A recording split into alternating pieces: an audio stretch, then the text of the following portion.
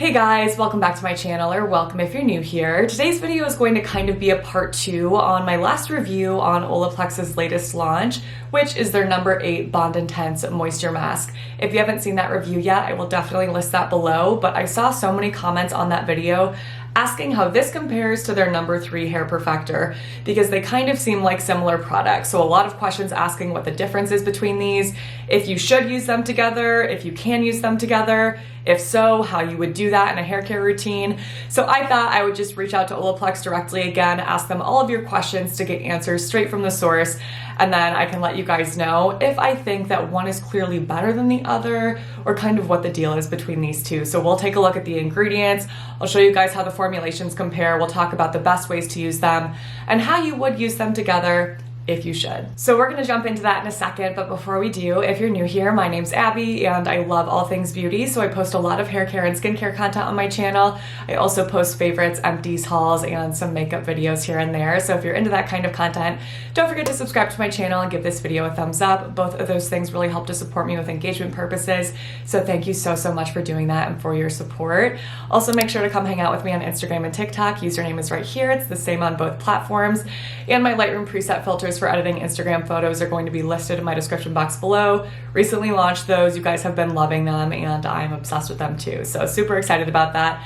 Available if you're interested. All right, let's jump into this video. Okay, let's start off by talking about what each of these products is intended to do and how that compares between the two. So starting off with their number 3 Hair Perfector, they say that this is supposed to repair, protect, and strengthen all hair types, and that it's an at-home treatment, not a conditioner, that reduces breakage and visibly strengthens the hair by improving its look and feel. It will restore your hair's healthy appearance and texture by repairing damage and protecting hair structure. So I think that is a misconception about this product, that it's either a conditioner or a hair mask.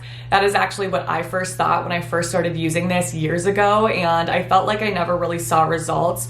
Then I realized after the fact that I was actually not using it in the way that it was intended to be using, and once I started to use it correctly, I definitely saw an improvement and saw results then. The number 8 Moisture Mask, on the other hand, says that this will moisturize, smooth, add body, and shine to the hair. So it says, infused with patented Olaplex bond building technology, this highly concentrated reparative mask adds shine, smoothness, and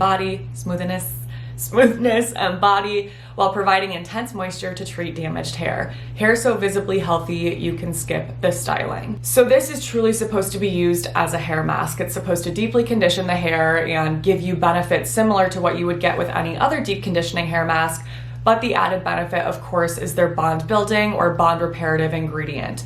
Versus the number 3 Hair Perfector, I think this can more so be thought of as a treatment, and the main purpose of this is to get a concentrated amount of that reparative ingredient and not so much deep conditioning. And I think that this becomes really clear when we look at the ingredient labels and how those differ. So let's pull those up right here. As you can see, for the number 3 Hair Perfector, that second ingredient is the bond reparative ingredient. So you're going to be getting a high concentration of that. It's the bis-aminopropyl diglycol dimaleate, really funky sounding word. That is their patented ingredient that's supposed to help to refuse or rebuild broken hair bonds.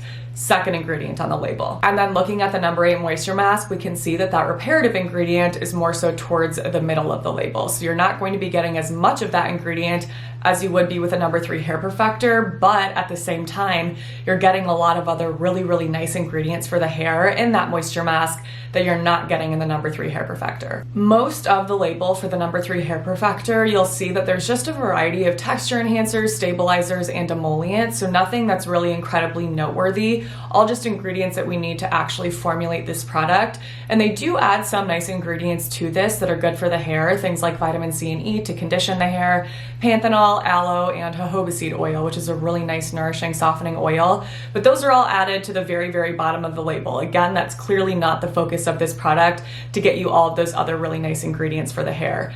But again, looking at number 8, there are so many amazing ingredients in this for the hair, and not just thrown in at the very bottom. They really are all throughout the label. So this also has oils in it that will soften the hair, smooth it, add shine, but a lot more than just jojoba seed oil. So we have things like avocado oil, meadow foam seed oil, rice bran oil, hemp oil, and more. There's also a variety of amino acids in this, which are the building blocks of proteins.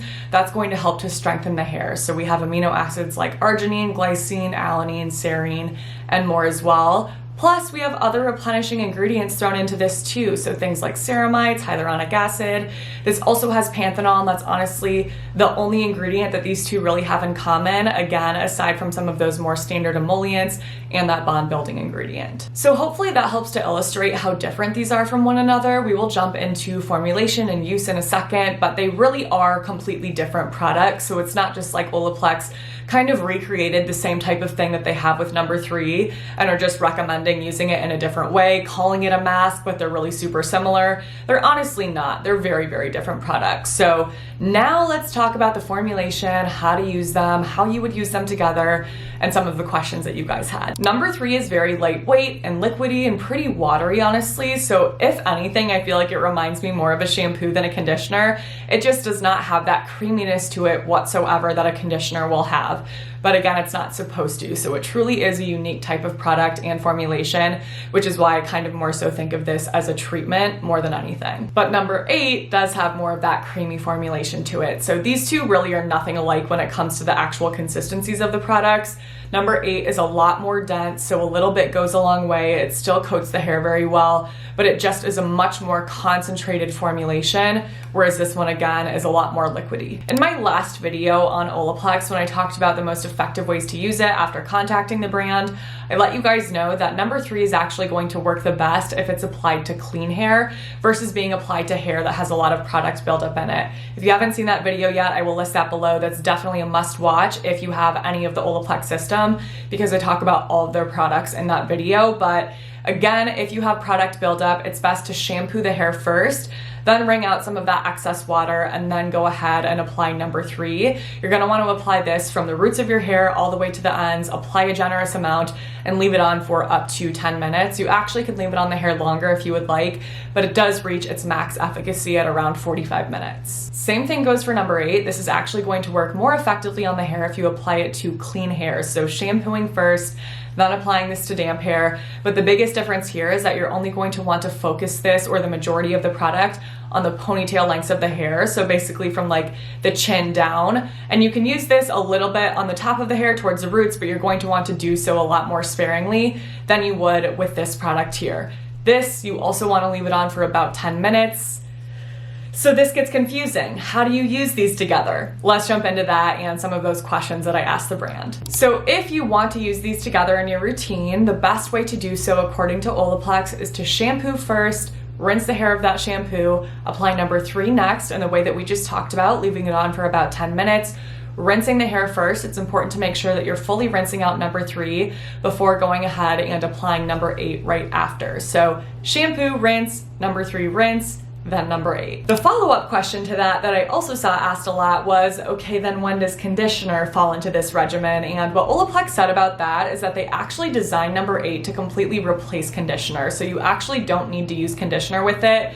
They say that this is just going to be for those days or weeks when your hair is in need of that deep conditioning. And then when that's the case, you can skip conditioner and just use this instead. So I know that a lot of people do still like to use conditioner with a hair mask. I like to do that as well.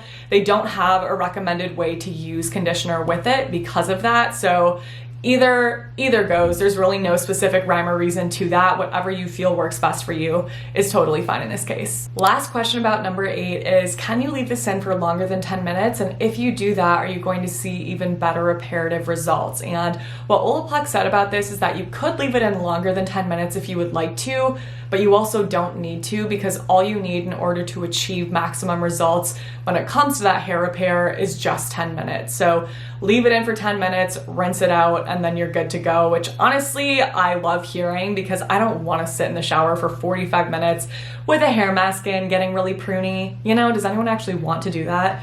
Unless you're taking a really nice long bath. But 10 minutes, all you need. More than that is really not going to do much more for the hair. And that is everything that I wanted to cover for this video. I really hope that helped to clear up your questions, and I would love to hear your thoughts in the comments below. Have you tried either of these products before? What are your thoughts? Are you going to try one or both after watching this video? Let me know, I'm curious. I will have both of these listed in my description box below if you are going to pick one up, as well as my Lightroom preset filters again, and my Instagram and TikTok handle. So if you guys enjoyed this video and found it helpful, please don't forget to give it a thumbs up, subscribe to my channel, click on that notification bell and send my channel to a friend. Again, all of those things really help to support me, so thank you so much for doing that. Make sure to stay tuned for my next video because that will be up in a few days, but until then, I hope you have a great few days.